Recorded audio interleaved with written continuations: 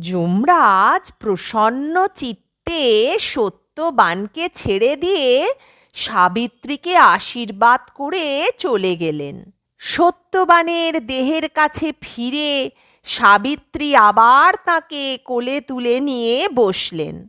সত্যবান চোখ মেলে চাইলেন, ততক্ষণে রাত্রির অন্ধকার চারিদিক ছেয়ে ফেলেছে। সত্যবান বললেন, এ কি, অনেকক্ষণ ঘুমিয়ে পড়েছিলাম দেখছি, আমাকে জাগাওনি কেন? আর একজন শ্যামবর্ণ পুরুষ এসেছিলেন, তিনি কোথায় গেলেন?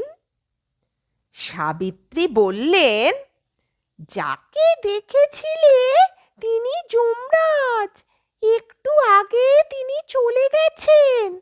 তুমি যদি সুস্থ বোধ করো তো উঠো।